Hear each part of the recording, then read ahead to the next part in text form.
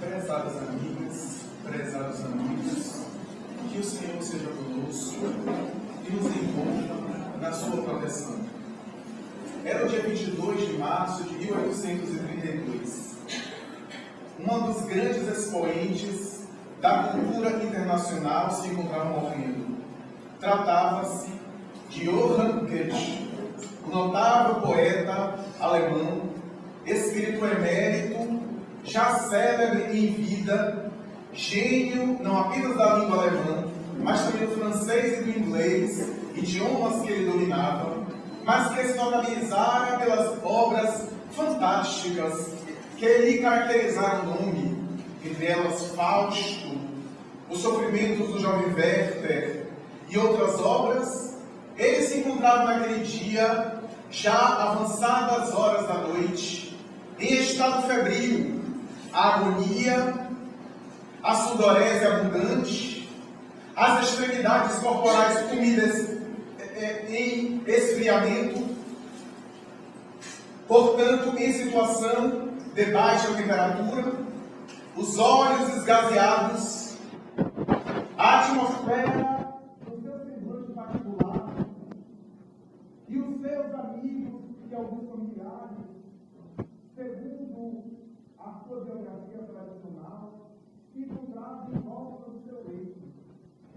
Quando a alva toma conta da região onde ele morava, e os primeiros raios parecem explodir lá fora, o gênio, naquela situação que antecede o momento da agonia moribunda fatal, olha para os presentes e exclama uma frase que ficaria imortalizada na sua biografia e na sua vida extraordinária.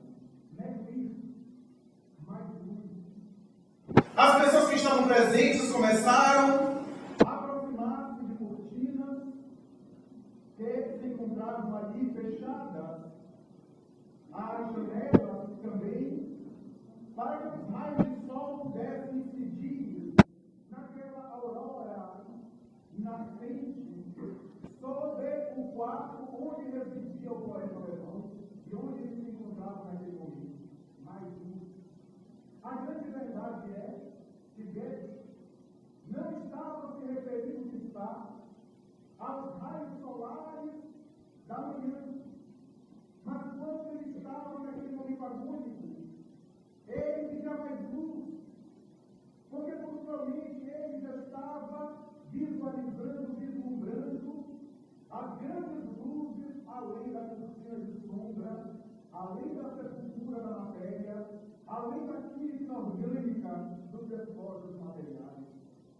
Possivelmente Goethe, naquele momento, exclama, de maneira poética, como foram as suas obras, a realidade sofismável do mundo espiritual, a realidade além da morte, a luz que ele conseguia perceber, além da sombra das trevas da escuridão, que ele experimentava naquele claro escuro que antecedia o momento inextremo. Goethe, nessa declaração, de alguma forma diz, e ao mesmo tempo apresenta, um sintoma que muitas vezes, conforme mais tarde Ernesto Bolzano, na sua parapsicologia, nas suas investigações metafísicas, pôde constatar que os moribundos enfrentam os indivíduos terminais da experiência no momento final, quando começam a vislumbrar a luz, entre aspas, as claridades, as tonalidades, as cores que começam a se projetar sobre aquele que se encontra já no portal que separa a chamada dimensão material concreta, somática, daquela que é conhecida como uma dimensão transcendente, parafísica, espiritual. A morte ali era divinizada, visualizada, porque logo depois o poeta, o gigante, tomba do falecimento, mas a exploração ficaria anotada na célebre biografia dele, de alguma forma dando a entender que a morte é um grande enigma da humanidade, repassada por vários pensadores do passado, dedicada a várias páginas de cultura, de pensamento, de arte. A morte foi um tema tão debruçado, tão explorado e ao mesmo tempo enigmático, que passou ao longo das épocas, ao longo dos erros, chamando a atenção. A morte parece ser um grande enigma da tradição filosófica ancestral, porque se nós recuarmos historicamente essa delícia, que ela seria talvez o primeiro tema, o primeiro assunto, a primeira temática entre os filósofos antigos, que de alguma forma tentavam debater e chegar a algum consenso a respeito do seu fenômeno, da sua realidade, dando-lhe um caráter ético, estético, existencial, filosófico, para poder entender, por consequência, o significado da vida. Gilgamesh, segundo a tradição da filosofia, escreve a primeira obra da humanidade, um tratado a respeito da morte. Mais tarde, na Grécia, encontramos a famosa poesia de Safo, em que metade dela é a respeito da morte, uma coletânea de poesias sobre a vida.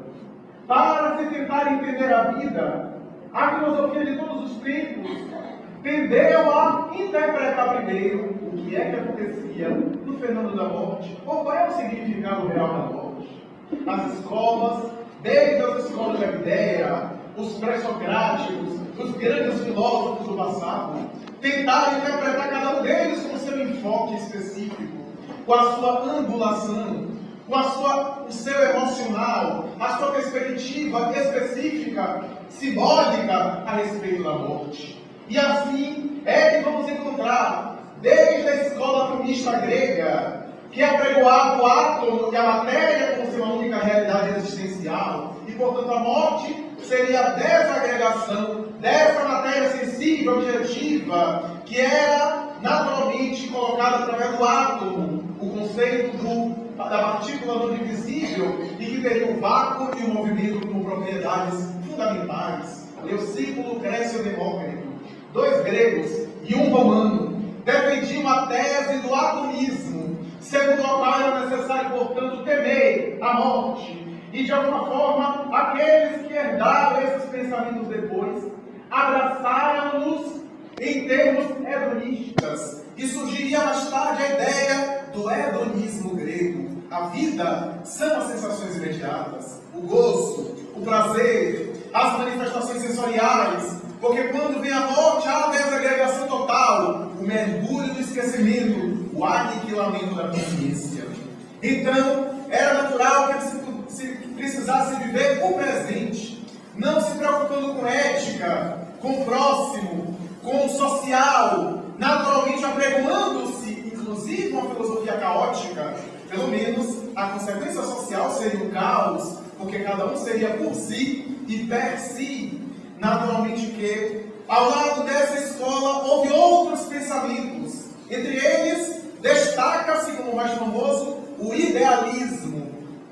De um lado, o atomismo grego, de outro lado, o idealismo, apregoado por Sócrates, o pai da filosofia grega, e mais tarde apresentado por Platão nas suas obras, traduzindo o pensamento do mestre, e mais adiante também divulgada sob um enfoque mais específico e pessoal por Aristóteles. A ideia de uma realidade invisível que se uniria ao não ser, a matéria, para a experiência existencial.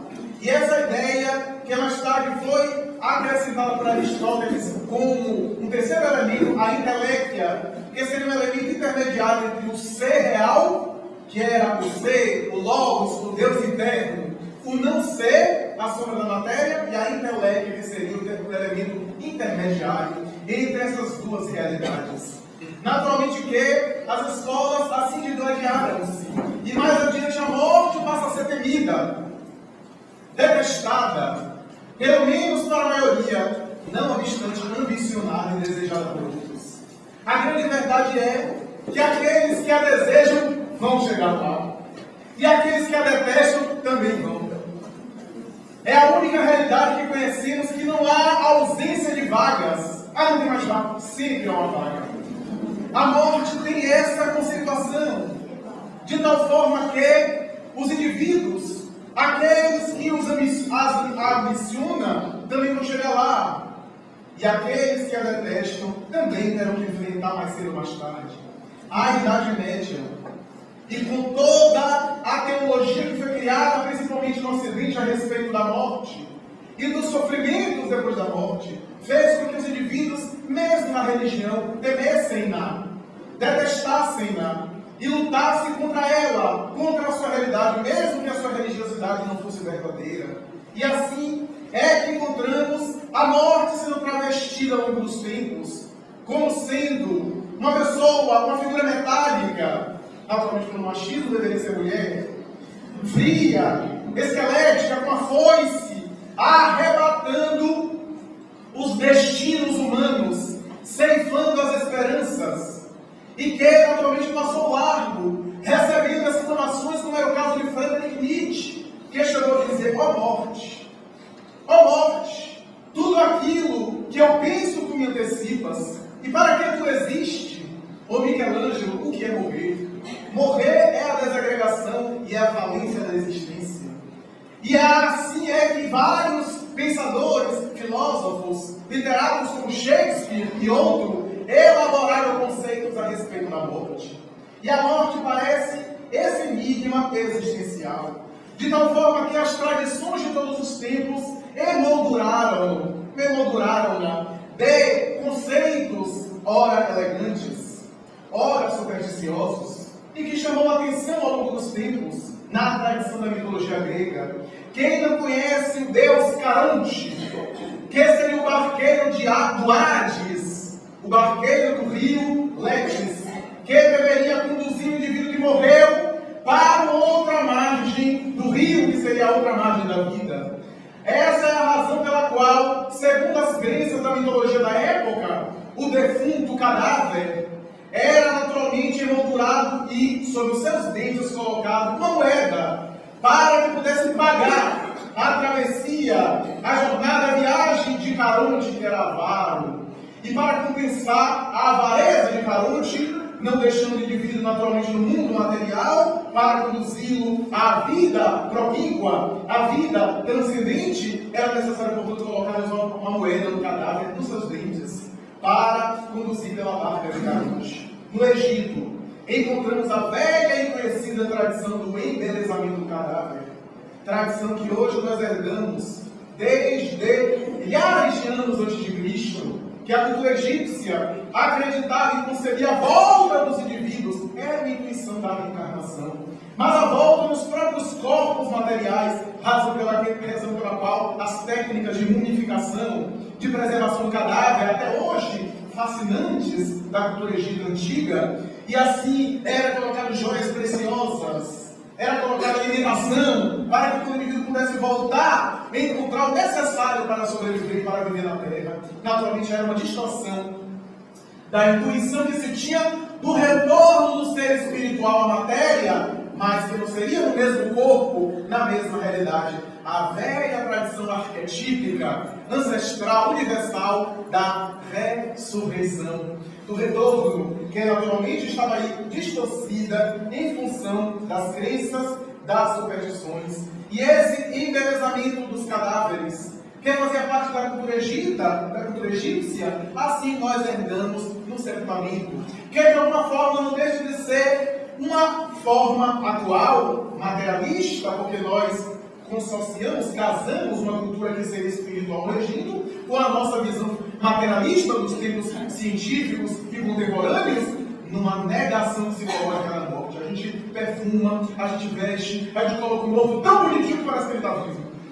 Porque uma forma de negar é um tabu de evitar, defrontar com aquilo que é real, com aquilo que é inevitável, que é a impermanência da vida, a transitoriedade da matéria, porque tudo no mundo é impermanente, como dizia Buda, tudo no mundo é transitório na constituição molecular.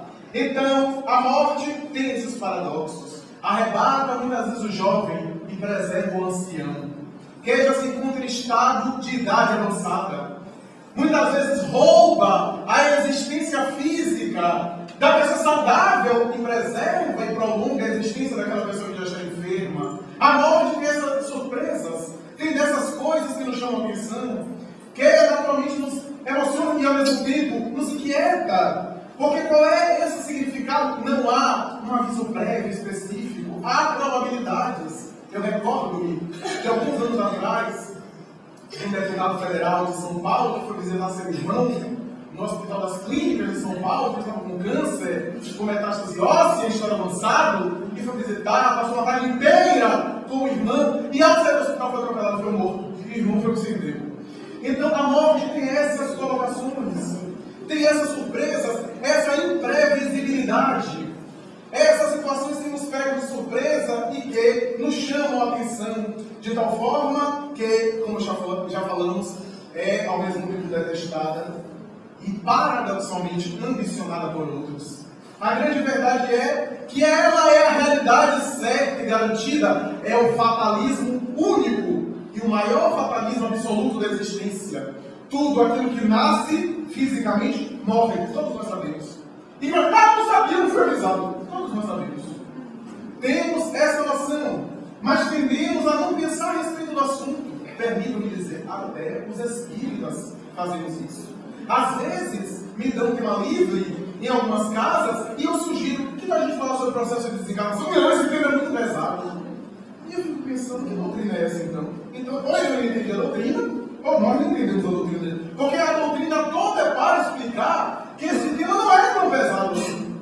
É um tema natural que deve ser abordado, porque é uma realidade inevitável e que devemos abordar com uma frequência maior. Então, que é um tema pesado, que deixa muito angústia. Você está deixando-nos angustiada que alguma coisa em nossa alma não vai bem.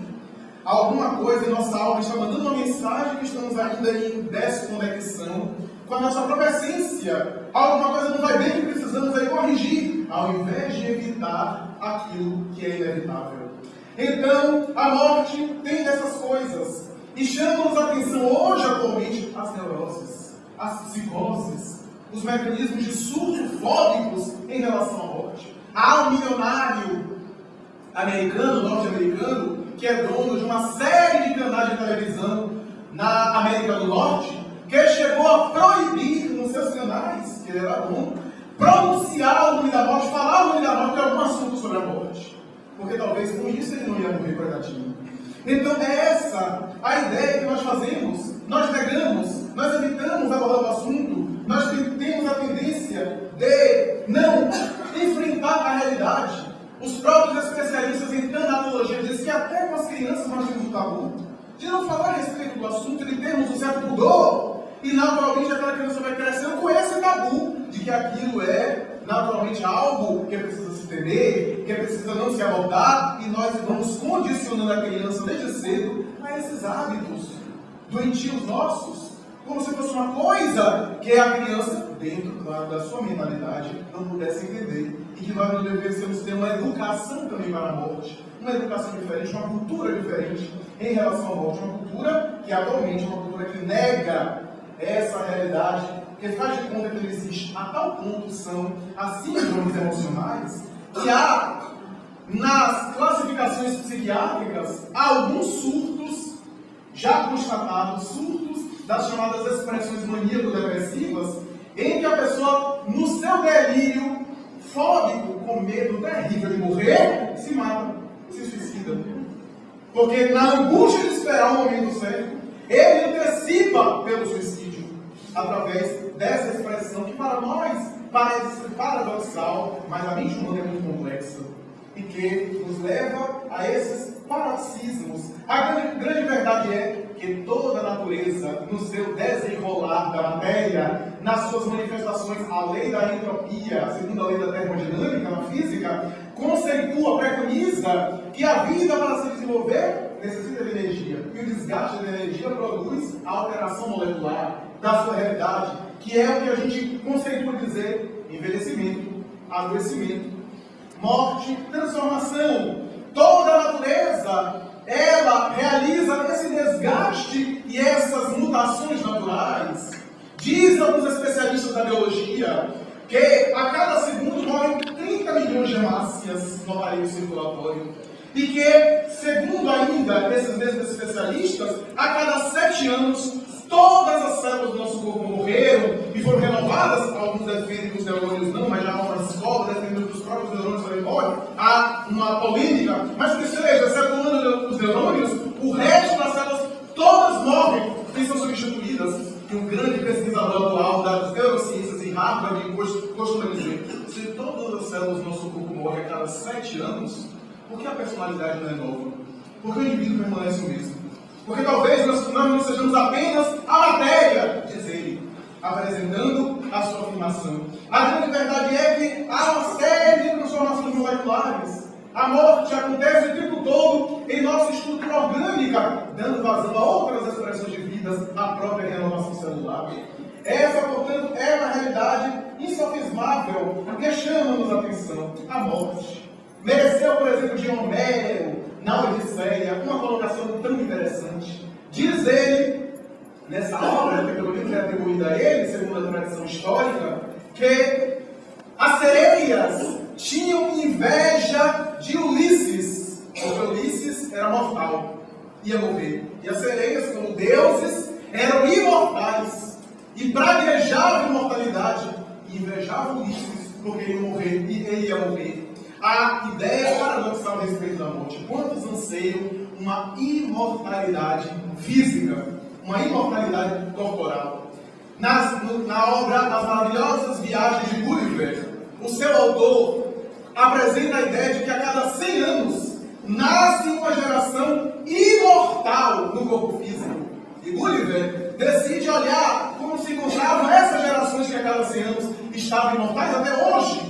E ao encontrar os estados de enfermarias em laboratórios, pedaços de massa humana rastejando, caindo as suas vísceras, os seus pedaços para se manterem vivos fisicamente, mas a matéria não aguenta, desgastados emocionalmente. E ele pode perceber e ver pessoas de 500 anos, 600 anos, já imaginaram?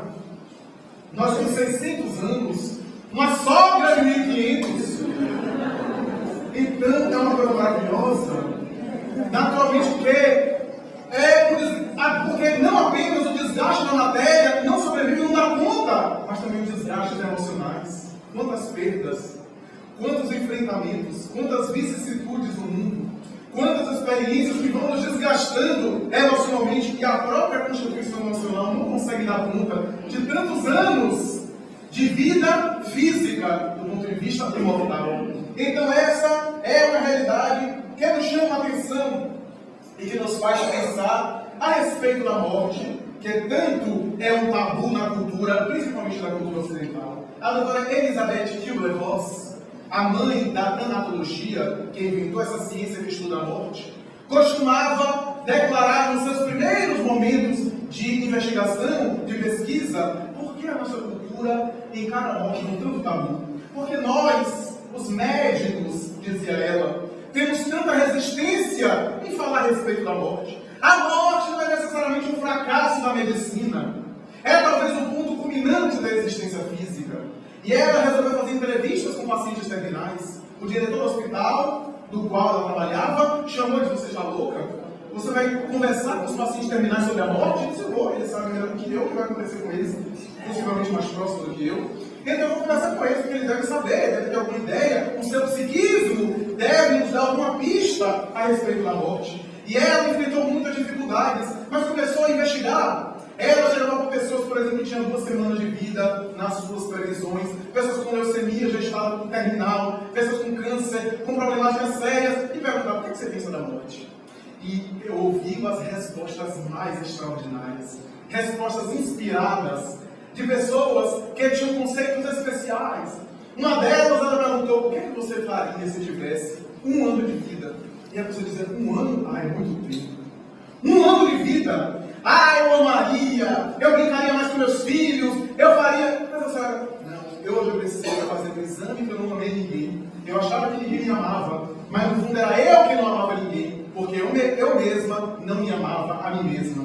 E essa é uma realidade que eu constato só nesse momento. Que pena! E uma dessas pacientes, ela conversando, ela dialogando, era uma cientista, psiquiatra suíça, e estava fazendo visitas domiciliares, e com essa paciente, ela dialogando e disse, a paciente falou, doutora, eu queria lhe perguntar uma coisa, a senhora acredita na imortalidade, na sobrevivência do indivíduo após a morte? E a psiquiatra respondeu que não pensava muito a respeito, que eu não tinha formação acadêmica para isso. E ela, a paciente, disse que eu também não sei. Confesso que eu não sei, nunca acreditei, mas tenho pensado ultimamente. Mas eu gosto tanto da senhora. Um laço de amor, de simpatia se desenvolveu de mim para consigo, que eu prometo à senhora que se houver vida após a morte, eu voltarei. Para dizer à senhora que a vida continua. A doutora Elizabeth Kubler-Ross achou aquilo muito engraçado, sorriu, etc., continuou o diálogo, não deu muita importância. A paciente faleceu 15 dias depois, e quando ela experimentava, mais ou menos 6 meses depois, dificuldades muito grandes em uma pesquisa que ela estava realizando, uma pesquisa que ela estava levando adiante, inclusive sobre a tanatologia, ela iria pedir demissão do hospital que ela trabalhava. Foi até o último andar, que estava a direção financeira, para conversar com o diretor financeiro e pedir as suas contas. E ao pegar o elevador, subir sozinha, quando o elevador se abre, ela estava na direção do corredor que dava para a direção financeira do hospital, saiu alguém, lhe pegou pela nuca, lhe jogou para trás, ela estava sozinha no elevador, e ela tombou no chão, e quando olhou, era a paciente. Doutora, a vida continua. Eu estou aqui, doutora. Veja que promessa aí, doutora, cumprir. Eu estou aqui. A vida continua e eu vim cumprir a minha promessa. Quero dizer à senhora que nós, os espíritos, estamos contigo. Não peça demissão. Insista um pouco mais, porque nós estamos trabalhando no teu caso. Estamos fazendo o máximo para ajudá-la e vai dar certo. E a partir desse momento, Elizabeth Kubler-Ross não era apenas a mãe da tanatologia, mas também aderiu a uma postura que, com seus colegas, Raymond Moody Jr., Fridtjof Capra e outros, chamaram de postura transpessoal, uma postura espiritualista. Ela chegava a dizer em público, para o horror dos seus colegas de ciência, a vida continua após a morte, a consciência sobrevive. Há uma sobrevivência da consciência, termo técnico da psiquiatria e da psicologia. A consciência vai além da morte, a consciência não depende do cérebro. A vida, que mais tarde teve vários derrames, desencarnando em 2005, em vários AVCs que ela teve, foi para o hospital, saía, etc. E às vezes paralisada, já limitada com aqueles derrames, ela dizia diante das câmeras de televisão: por que não logo me libertar da matéria? Por que esses derrames sucessivos? Eu estou ansiosa para me libertar dessa prisão. A semelhança da borboleta que pela histólise e pela histogênese liberta-se do casulo da lagarta, de lagarta se transforma para borboleta. Sei que vou voar, que vou deixar apenas esse corpo com uma roupa e vou voar, vou planar, dando uma demonstração extraordinária dentro da ciência de testemunho a favor da imortalidade. Ela recorre em alguns dos seus textos a Freud, quando o excelente pai da psicanálise dizia que o inconsciente, dizia ele, pensa que é imortal. Freud deu uma declaração que era materialista, mas ele dizia que parecia que o inconsciente não concebia a morte. E não deixou de ter razão. Dentro de nós há uma certa intuição que a vida continua, que a vida se prolonga. Daí todas as culturas serem espiritualistas. Nunca houve uma cultura, uma nação, uma coletividade cética. Houve sempre indivíduos isolados. O que é que vai dizer? Que há uma tendência em nós em conceber a espiritualidade, em conceber a imortalidade. Freud dizia que o inconsciente pensa que é imortal. E sem o saber que era materialista, declarou uma frase com uma grande verdade. E ela, Kubler-Ross, naturalmente recorre ao pensamento de Freud para dizer: quem sabe se esse inconsciente não deixa de ser o próprio ser consciente, ou a própria parte invisível e metafísica que sobrevive à conjuntura material. A grande verdade é que esse contato com os chamados mortos, entre aspas, sempre houve. Sempre existiu na história do pensamento humano, em várias tradições, em todos os livros sagrados, em todas as culturas religiosas, em várias personalidades da religião, fora da religião, sempre houve fenômenos espirituais, estranhos, que chocaram, que chamaram a atenção, que sensibilizaram. Os imortais sempre voltaram para conviver com os homens, dar os seus depoimentos, mas era de maneira isolada, de maneira especial, travestido às vezes de superstição, de crendice, de ignorância, mas foi no século XIX que Allan Kardec conseguiu organizar esses conhecimentos e, com a sua lógica de aço, de pesquisador emérito, com seu bisturi para a pesquisa científica, para a investigação, diante das ciências experimentais, diante do método positivista, empirista, cientista que o era, Allan Kardec examina o fenômeno com isenção de ânimo, com imparcialidade, com nenhum tipo de emoção que não era também religioso. Aprofunda-se, examinando vários médiuns, vários fenômenos, para tentar entender o mecanismo daquela ocorrência. Levantou várias hipóteses especiais, hipóteses da interferência da mente dos indivíduos vivos sobre as manifestações, hipótese da alucinação, hipótese do fenômeno diabólico religioso, hipótese parapsicológica, hipótese, e foi levantando várias hipóteses que ele mesmo foi levantando, e chega à conclusão da hipótese espiritual. Allan Kardec, mais tarde, vai dizer na introdução do Livro dos Espíritos, obra que ele publica como sendo resultado de todas essas investigações, a 18 de abril de 1857, no centro de Paris, da cultura internacional, ele lança uma obra, o Livro dos Espíritos, e na introdução da obra ele coloca: para ideias novas, são necessárias palavras novas.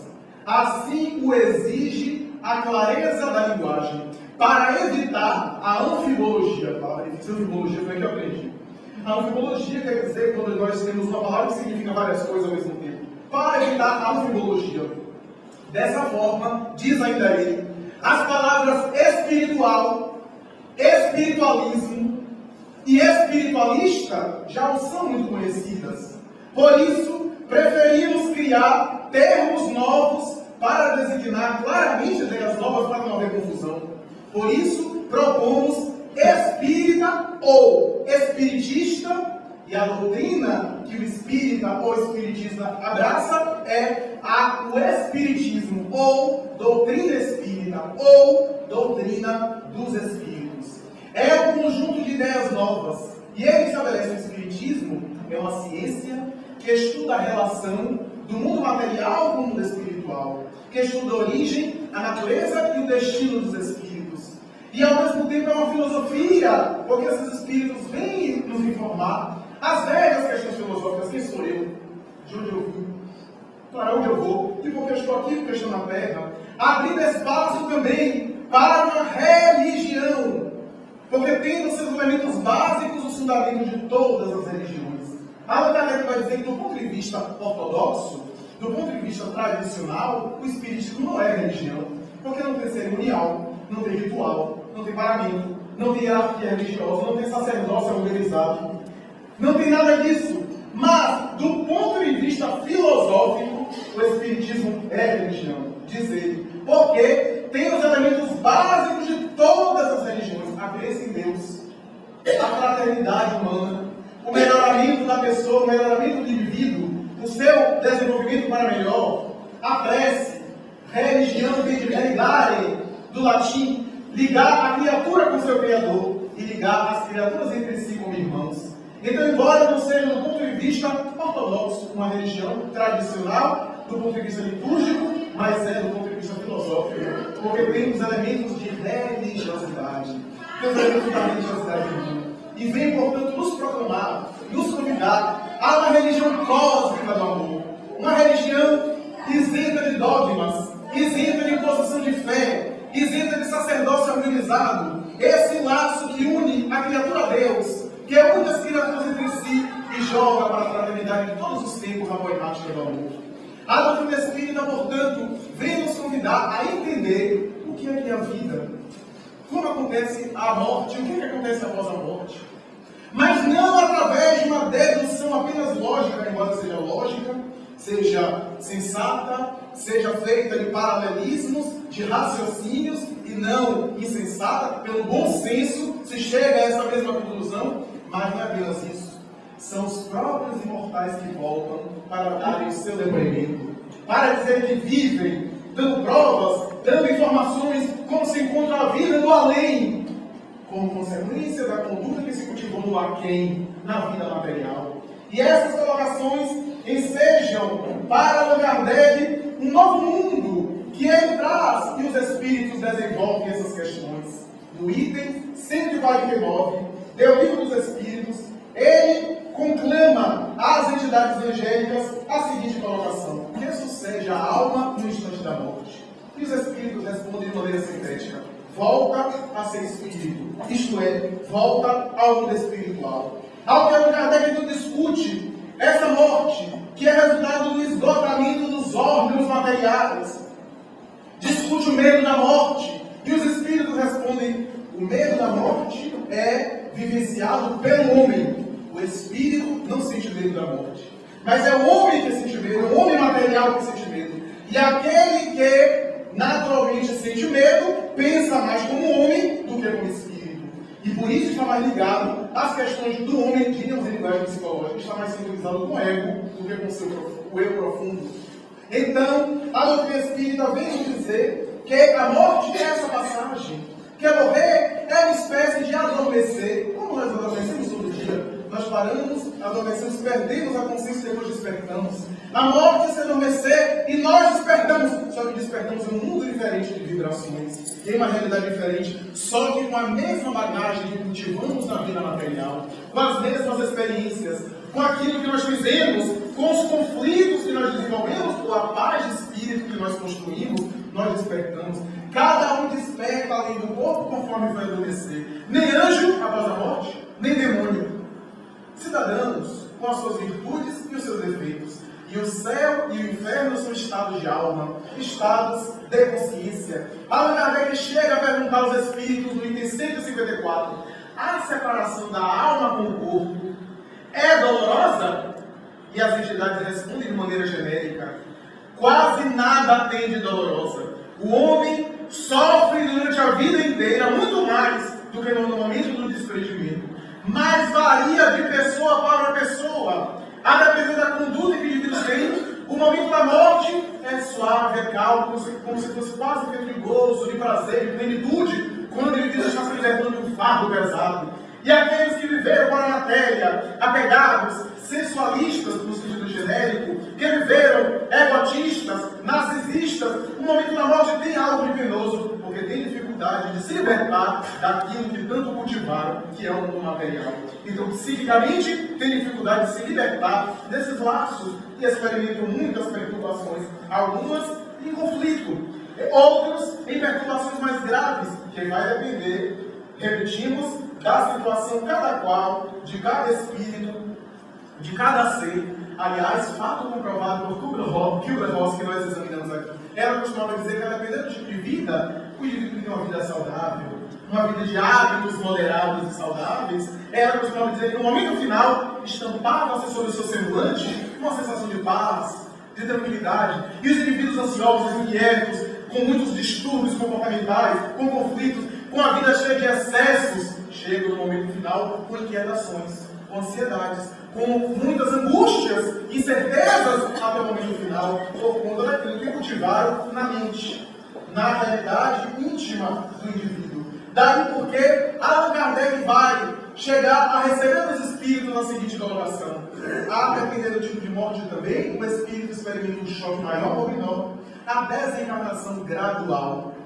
A experiência da morte gradual, isso é, pela idade avançada, pelo esgotamento de órgãos através de uma enfermidade, quase sempre, diz os espíritos de maneira genérica, preparam mais espírito no despertar, é natural, preparam mais espírito no despertar na vida espiritual, diferentemente de uma desencarnação violenta, que quase sempre deixa o espírito aturdido por primeiro instante, deixa o espírito sem saber o que está acontecendo, atormentado às vezes, porque foi arrancado abruptamente do corpo, cheio de vitalidade.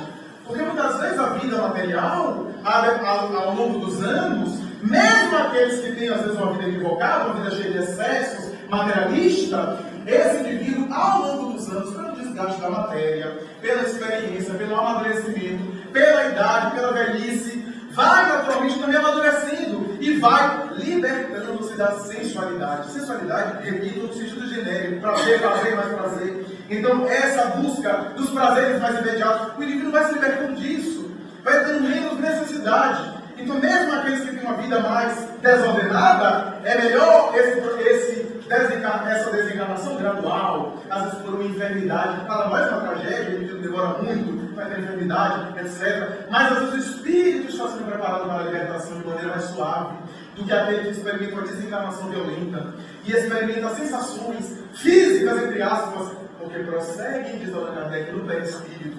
O perispírito, o corpo espiritual fica impregnado, o indivíduo sente sensações físicas, materiais, às vezes mais contundentes, porque fora da matéria é mais sensível. Então tudo é mais forte, porque o corpo, de alguma forma, também é uma matéria que bloqueia as sensações do espírito que somos. Então essa desencarnação, claro que ele fala de maneira genérica, porque aqueles homens de bem, mesmo tendo a desencarnação violenta, despertam rápido, já se dão conta da realidade, se dão conta que estão mortos, que estão desencarnados, e naturalmente que já assumem essa realidade. E naturalmente que também na desencarnação gradual eles liberam-se facilmente. Mas no geral, a desencarnação violenta causa ao espírito uma espécie de aturdimento, de situação penosa, que é muito natural. Allan Kardec examina esse despertar que ele chama de perturbação espírita ou perturbação espiritual. Porque no momento da morte orgânica, o espírito perde a consciência. Nenhum espírito participa do momento da morte orgânica. Ele tem a consciência bloqueada. Ele é como se fosse um sono do momento. E esse despertar, diz Allan Kardec, que ele chama de perturbação, que pode demorar segundos, minutos, meses, anos e até séculos, para que o indivíduo desperte. Esse despertar é semelhante ao despertar de um sono. Quantas vezes a gente está sonhando e não sabemos que estamos sonhando? E quando despertamos, sabemos que é oração, quanto tempo a gente passou dormindo. Essa mesma ideia, o indivíduo fica numa espécie de nuvem, sem saber. Diz Allan Kardec, há alguns espíritos que participam do espetáculo de acompanhar o próprio enterro, de acompanhar as próprias exéquias fúnebres como sendo de outra pessoa, achando que se trata do enterro, do sepultamento de outro indivíduo, que era dele próprio, do próprio cadáver dele, que ele participa sem saber direito o que está acontecendo. É uma espécie de sonho em que ele muitas vezes não se comunica com todo mundo, mas ele também entende a situação até o despertar lentamente, que pode demorar, que vai variar de acordo, repetimos, com a conduta moral do indivíduo durante a reencarnação. A lucidez mais rápida, aquelas entidades nobres, que logo despertam, se dão conta, aquelas entidades mais sensualistas, mais apegadas, naturalmente passam mais tempo. A semelhança de André Luiz, a barba cresce, a fome, as sensações, as necessidades físicas permanecem. O indivíduo tem todas as manifestações físicas. Os indivíduos mais perversos experimentam perturbações mais cruéis, ficam presos ao cadáver, experimentando até a composição cadavérica, asfixia dentro do túmulo do sepultamento, a falta de ar, as sensações angustiantes, porque não consegue se libertar, que esses são naturalmente casos mais específicos. Então o indivíduo desperta de acordo com a própria consciência, como ele cultivou, de acordo com a vida que ele teve. Então tudo isso tem a ver naturalmente com os condicionamentos que ele naturalmente cultivou, e Allan Kardec vai dizer, essa é a perturbação espiritual. Quando ele fala em perturbação, o povo acha que tudo é sempre sofrimento. Imagina qual foi a perturbação de Francisco de Assis.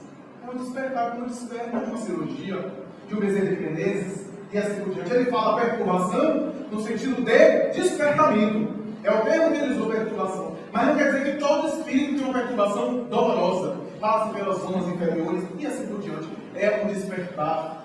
Da semelhança de nós que vamos fazer uma cirurgia, recebemos anestesia, adormecemos e depois acordamos. E esse despertar de internação, há quanto tempo eu estou no hospital, em que sala eu estou, o que foi que aconteceu, vai se dando conta lentamente, é o despertar para a vida espiritual. A depender da conduta que o divino Allan Kardec, em o livro O Céu e o Inferno, anota e recebe o depoimento de vários espíritos.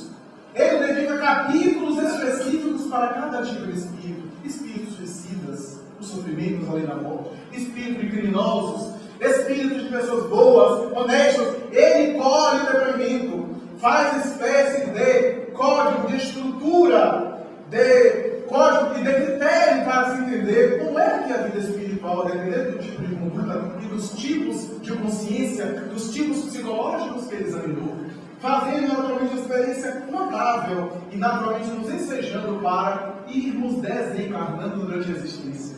No capítulo A Passagem ou Passamento, de acordo com as traduções, em o céu e o inferno. Allan Kardec vai dizer que o indivíduo vai desencarnando durante a existência, no treinamento da generosidade, na fraternidade. Ele vai se desprendendo, o seu perispírito vai se desprendendo da matéria, vai ficando menos vinculado, os laços menos apertados em relação ao corpo. À medida que o tempo passa, ele vai treinando bem, vai treinando hábitos saudáveis, vai se desprendendo dos prazeres mais imediatos, vai ter uma vida mais moderada, uma questão de condicionamento mental, de condicionamento psíquico. Então ele vai desencarnando no momento final os laços que estão tão sutis que se rompem com facilidade.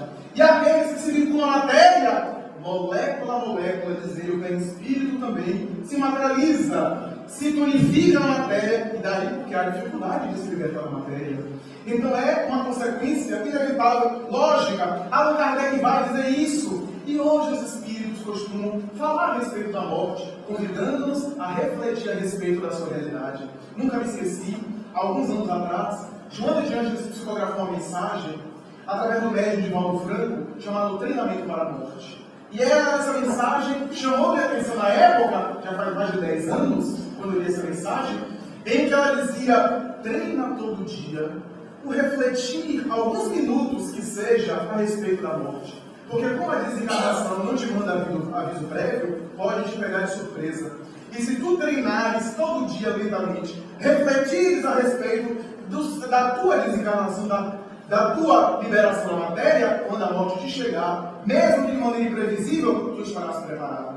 Eu nunca me esqueci e permito-me dizer que tenho tentado refletir, pelo menos todo dia, se hoje eu desencarnasse, se hoje fosse o meu dia, se hoje fosse o meu dia de desencarnar, como é que eu chegaria no mundo espiritual? Como é que eu estaria comigo mesmo? Como é que eu estaria com a minha própria conduta, com a minha existência? Quais são as tendências que eu teria? Quais são as soluções que ele já me dariam paz, etc. Fazer um condicionamento psíquico, mental, para que quando ocorra, a nossa mente já esteja lá, já esteja no mundo espiritual.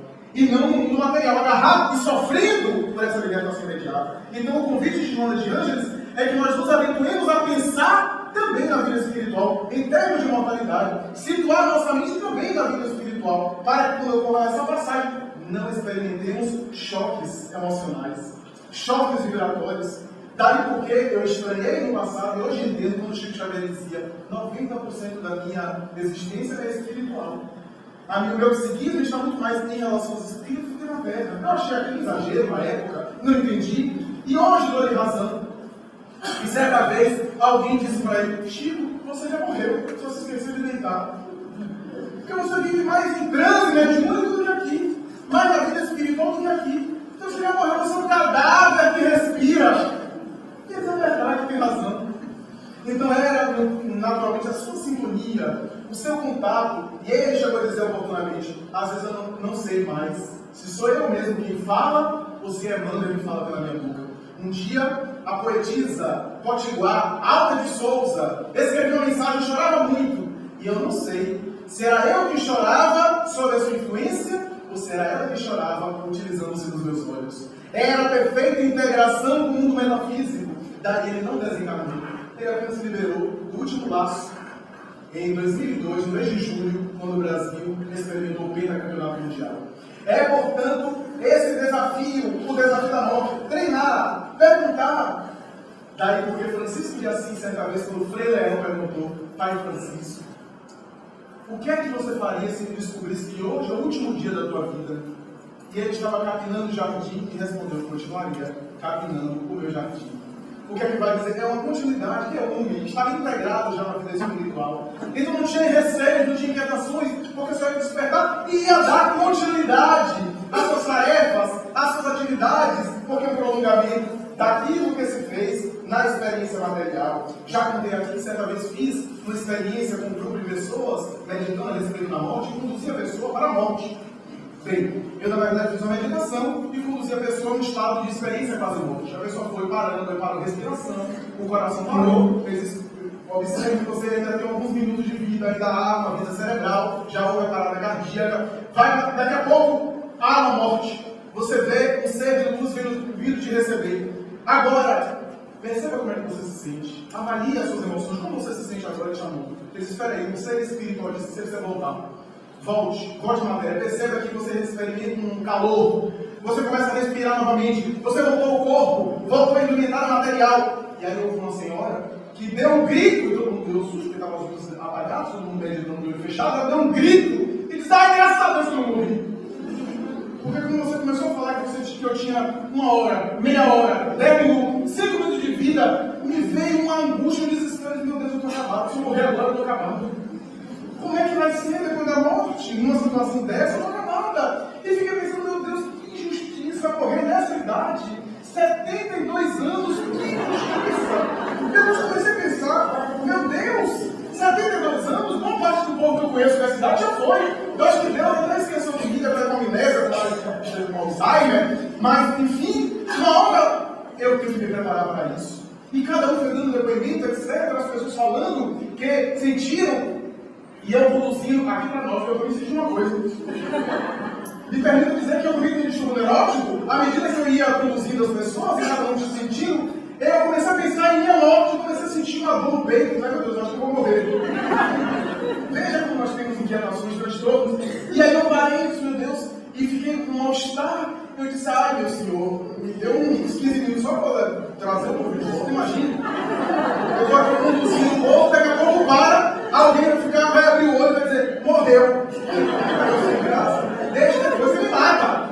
E depois eu negocio com ele. Então, essa é a realidade. Nós sempre queremos empurrar, levar para adiante. Naturalmente, é ficar a morte de uma hora não tem jeito. Cultivar a vida espiritual, cultivar o bem, a generosidade, que faz com que o espírito se desprenda desse mundo. Diz Allan Kardec: a abnegação é a melhor forma de o indivíduo superar as paixões materiais. Essa corrida contra o relógio, essa corrida em relação ao ter, a possuir, ao gozar. Me permitam uma anedota para descontrair, que eu li certa vez: um pescador aqui no Nordeste estava naturalmente diante de um rio. De vez em quando ele jogava para ali pescar, pegava, se alimentava, e ficava ali dormindo numa rede improvisada entre os coqueiros. E um americano empresário, passando pela região, chamou a atenção daquele homem, se aproximou desse homem. E permita dizer uma coisa: você pesca um peixe? Um peixe. Mas por que um peixe? Porque eu me lembro de um peixe apenas. Mas, veja bem, se você pescar 2 peixes, você pode comer um e vender outro. Mas para quê? Para comprar uma outra vara de pescar. Mas para quê? Porque com 2 varas, você pode pescar 4 peixes, comer um e vender 3. Para quê? Para você comprar um barco. Para, naturalmente, ir mais profundamente no rio, e aí pescar muito mais, para pescar 10 peixes. Imagine, vende 9 e come um. Para quê? Para que com dinheiro você pode comprar um barco, um motor, e aí poder ir mais adiante. Para quê? Para pescar mais. E agora com rede, por exemplo, com dinheiro e com rede, você joga a rede e pesca 30 de uma vez. Come um e vende 29. Para quê? Para comprar um frigorífico. Para agora você pesca e congela a pescaria toda na geladeira do frigorífico. Vende, que é uma beleza. Para quê? Para comprar uma casa confortável. E lá você ficar, você ter naturalmente um lugar para repousar, para deitar, para descansar. E o pescador diz: meu Senhor, para que tanto trabalho se eu estou descansando? Então, naturalmente, não é aqui advogar a questão da preguiça, da ociosidade, mas os valores verdadeiros, não apenas esses valores da materialidade. Então, a doutrina espírita nos ensina isso. E a perda dos entes amados, dos entes queridos, é uma grande dor. Os espíritos bons costumam dizer que é uma das maiores dores que experimentamos. Quando um ser amado desencarna, parte de nós morre com ele e vai com ele. E nunca mais somos os mesmos. Naturalmente fica sempre uma lacuna, sempre um espaço, uma saudade. Somente o bem que fizermos aos outros vai naturalmente diminuir essa angústia, essa intensidade e sobrepor em homenagem ao ser querido que nos espera. Alguns espíritas entusiasmados e algumas pessoas que não sabem do que estão falando costumam dizer: não chore! Eu costumo dizer: porque eu não sou mãe que desencarnou. Chore! Tem nada demais, chore! Eu já aprendi lá em casa, assim: ninguém chorar quando ele desencarnar. Eu vou, que povo é esse que não gostava de mim? Fica até decepcionado, ninguém vai gostar, ninguém sente falta. Allan Kardec disse no livro dos Espíritos: os espíritos ficam reconhecidos e ficam contentes quando são lembrados, quando sentimos saudades deles. Tem nada disso, é o nosso lado humano. A saudade que a gente experimentam aqui, eles experimentam lá. O que o Espiritismo não preconiza é a revolta, a rebeldia, o escândalo. Porque o ser querido que desencarnou está despertando, vê o ser amado que está no corpo atormentado, ele se angustia também. Mas sentir falta, sentir saudade, orar. Allan Kardec chega a dizer que no dia de finados, as pessoas que vão no cemitério, os espíritos, não pelo fato de ir no cemitério, porque o espírito não está lá no cemitério, mas o fato de ir no cemitério, lembrar dos espíritos, os espíritos ficam agradecidos, visitam os parentes desses dias, visitam-nos. Então tudo isso tem a ver com o nosso lado humano, nosso lado de vinculação com os nossos entes queridos, que não deve ser feito de egoísmo. É revolta. Eu já vi em termos, pessoas batendo no peito, dizendo, fulano, por que você me deixou? Quer dizer, é uma mágoa, como se o outro não tivesse direito de desencarnar, como se ele pudesse dominar isso, controlar isso, com mágoa do desencarnado, porque me deixou. Então não é amor a ele, é egoísmo. Quanta gente diz assim, o que será de mim agora que ele se foi? A gente não pensa o que será dele. O que será de mim que agora eu fiquei aqui sem ele? Porque na verdade estamos iniciados dos benefícios que recebemos dele. Então é uma colocação agora. Não estamos preocupados com o humor. Aliás, o próprio Evangelho de Jesus, em determinado momento, os apóstolos, se não me engano, Pedro, perguntam isso. O que será de nós agora que Jesus se foi? Então, era pelo sentimento egoístico, o sentimento humano, que está presente em torno de nós. E as mensagens mediúnicas, que bênção. É o Consolador, o Espiritismo volta para consolar, para trazer os nossos parentes, os nossos entes queridos. Agora, é claro que nem todos vamos receber mensagens pessoais. Notem quantas pessoas desencarnam por dia, milhares, e não tem médio suficiente. E os espíritos nem todos podem se comunicar. É uma série de fatores que impedem, naturalmente, aqueles que têm experiência pessoal, que recebem a mensagem pessoal, que bem, isso foi mérito, que beleza, que ótimo receber a mensagem pessoal, mas nem sempre vamos todos conseguir. E o que fazer? Não necessariamente perder a fé. Afinal, temos aí as informações de outras pessoas. Eu costumo dizer, você já viu o vírus HIV? Não, eu também não vi, eu não acredito. Por quê? Porque outras pessoas viram, fizeram experiências na área da ciência. Eu nunca vi, eu usei um telescópio para ver o mundo macrocosmo, mas eu acredito, porque outras pessoas estudaram essas realidades. Da mesma forma, outras pessoas tiveram experiências mediúnicas, trouxeram. Muitas vezes a gente não vai ter, todos nós não vamos ter, mas temos as experiências dos outros, os depoimentos, as informações.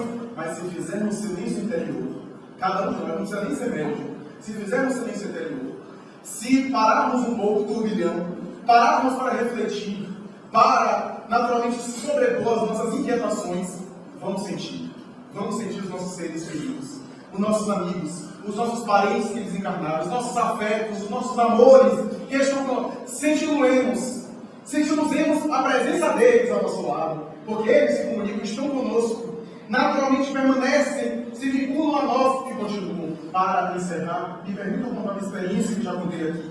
Uma tia nossa, quando ele desencarnou um tempo atrás, que era uma segunda mãe para nós, deixou uma grande saudade, uma grande angústia, principalmente em uma das minhas irmãs, que tinha uma relação com ela de filial, de mãe e filha. E aquilo, naturalmente, deixou muito tristeza, era uma situação de leucemia e uma situação dolorosa, ela desencarnou de maneira dolorosa mais adiante. Mais tarde eu soube que ela frequentava um centro espírita, uma casa irlandesa, frequentava de maneira assídua, habitual, uma mulher generosa, dedicada, que ajudou minha mãe a educar a mim e as minhas irmãs. E mais adiante, eu já estudando a doutrina espírita, certa vez, estava já naquela época de prestar o vestibular, não faz muito tempo, foi ontem. Então, eu, nessa época, estudava o livro dos médios, a codificação, já frequentava esta casa. Mais tarde participarei de alguns grupos e um dia, eu, nas minhas orações habituais, e depois de ler uma página de um livro da codificação de Allan Kardec, se não me engano foi o Evangelho segundo o Espiritismo, e depois de fechar as páginas, eu adormeci. Adormeci e tive uma experiência muito pessoal, uma experiência de deslocamento da matéria. Os sintomas, só mais tarde eu fui perceber, eu li os livros de Dona Ivone do Amaral Pereira, o deslocamento da matéria, a dissociação molecular, os temores que eu experimentei inicialmente, que era o perispírito, se dissociando da matéria. Eu saí do corpo. E ao sair do corpo, olhei, ele estava ali, aquele corpo parecia um cadáver, bonitinho, aliás, ali.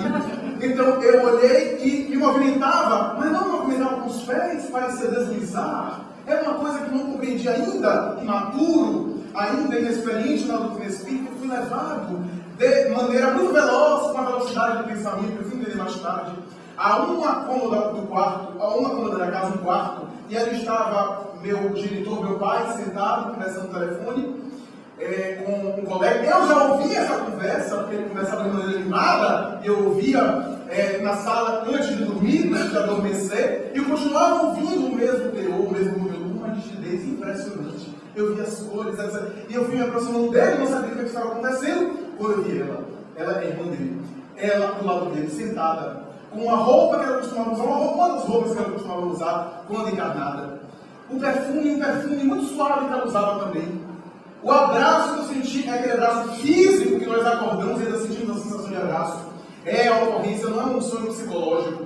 E ali está um desdobramento lúcido que eu olhei para ela e tentei me comunicar com as palavras, verbalizar com as palavras, mas não conseguia. Eu tentava estar emocionado e ela parecia adivinhar o que eu estava pensando, porque os espíritos se comunicam pelo pensamento. Ela olhou, eu queria dizer para ela se ela estava me acompanhando quando eu vinha aqui no Paulo Estevam e outros centros, eu orava por ela.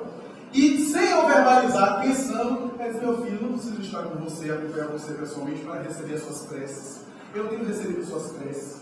E eu tentei ainda articular, eu queria saber como é que ela estava. E antes de eu pensar direito, de articular o pensamento, ela disse: nós temos o que nós merecemos, a cada um segundo as suas obras. A frase de Jesus. Sorri para mim de maneira muito suave, muito simpática, era modéstia, ela dizia: estou bem, mas percebias que estava muito bem, que estava em paz, tranquila, já visitando a família, não tinha nem um mês direito, já estava ali, lúcida. E ela olhou para o irmão, que não via, e eu fui sendo conduzido de volta ao corpo, e fui encaixando, conforme os livros de André Luiz, nas extremidades inferiores, para depois o chakra coronário, a cabeça perispiritual na cabeça física. E eu despertei, e continuei ouvindo a conversa, porque ele continuava conversando. Eu despertei a sensação do abraço, o cheiro do perfume em mim. Eu cheirava, etc. Aquela coisa, a experiência. E mais tarde eu esqueci e passei os anos em uma cidade fazendo uma palestra sobre um tema como esse, imortalidade. Eu falava a respeito de imortalidade da alma, sobre o fenômeno da morte,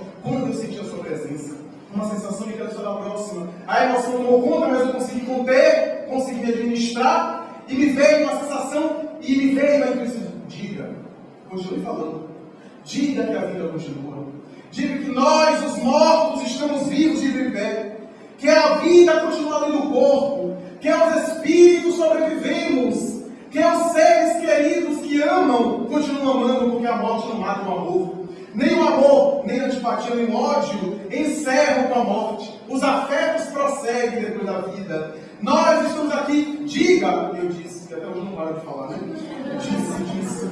E nunca me esqueci dessa experiência. Então a vida continua, meus amigos. E foi Jesus que melhor encerrou essa colocação na sua famosa ressurreição, quando trouxe a certeza da imortalidade, aparecendo aos seus, convivendo com eles e dizendo que prometeria estar conosco até o final dos tempos. Muita paz.